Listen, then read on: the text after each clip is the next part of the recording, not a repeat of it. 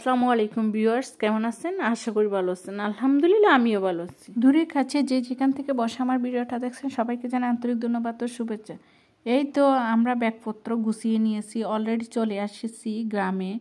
সন্ধ্যার টাইমে এসেছিলাম, মাজার থেকে আসার পরের ভিডিও শ্যুট এটা। তারপরে হলো এখানে রাতের খাবার আমার বাসুরের ছেলের এখানে খেয়েছি। তারপরে কিছু রুটির জন্য খাই করে নিয়েছি, পরের দিন সকালে এগুলো খাবো, সেজন্য রাতের খাবার তো ওদের এখানে খেয়েছি। এগুলো পরোটা শেপ দিয়ে দিয়েছি, পরোটা বানিয়ে নিব। এই তো দেখতে পাচ্ছেন এখানে হলো আমি সবগুলো পরোটা শেপ দিয়ে এখন পরোটাগুলো বানিয়ে নিব পরের দিন সকালে।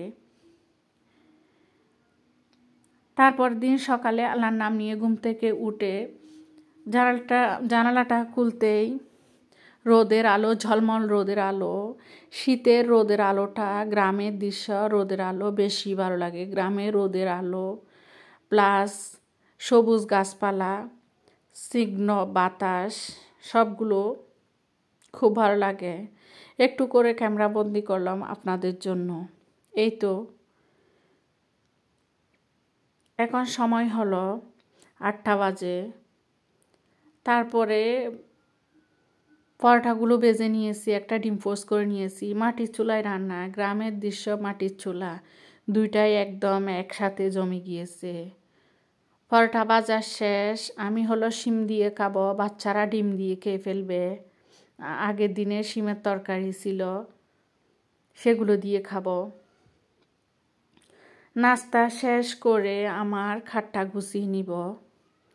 এই তো শীতকালে খাটের যে অবস্থা, খাতা কম্বল বালিশ একদম অগোছালো, সেটা খাটটা গুছিয়ে নিয়ে তারপর হলো আমি রান্নার কাজে চলে যাব, রান্না করব। আজকে সকাল থেকে এখানে খাবো, আমার এখানে রান্না বান্না করব।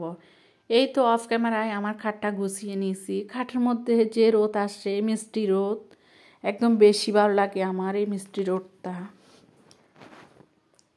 তারপরে চলে গিয়েছি কিচেন রুমে, মাটির চুলা জ্বালিয়ে দিয়েছি, রান্না করব।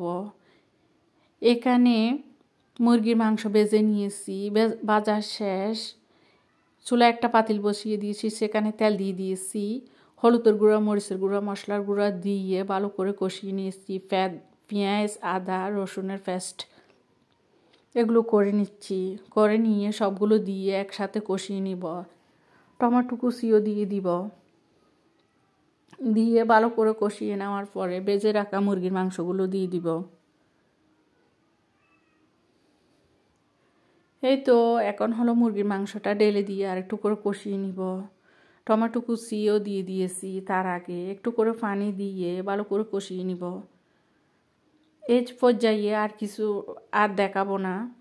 তারপরে শিম ধুইয়ে রেখে দিয়েছি,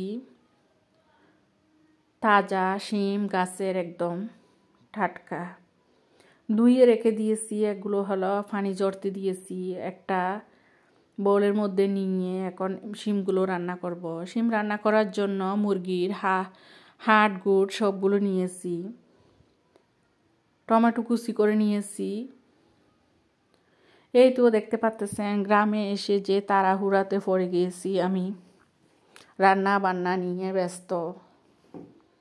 তো আমার একজন আপু কমেন্টস করেছেন যে আপু গ্রামের ভিডিও দেখতে চাই। তো আপু আপনাকে অসংখ্য ধন্যবাদ। সুন্দর সুন্দর, যতদিন গ্রামে আছি ততদিন সুন্দর সুন্দর গ্রামের ব্লগ দেখতে পারবেন। দুপুরে রান্না শেষ, আমি গোসল করব, বাচ্চাদেরকে আর আমার শাশুড়িকে দিয়ে দিয়েছি, ওরা খেয়ে নিচ্ছে। যারা এখনো পর্যন্ত আমার সাথে আছেন, একটা লাইক দেন নাই, ছোট্ট একটা লাইক দিয়ে আমার পাশে থাকবেন, পাশে থাকা বেল আইকনটি বাজিয়ে দিবেন। যখনই কোনো আমি ভিডিও আপলোড করব আপনাদের ফোনে নোটিফিকেশান চলে যাবে, আপনারা আপনাদের সময় আর সুযোগ বুঝে আমার ভিডিওটা দেখে নেবেন।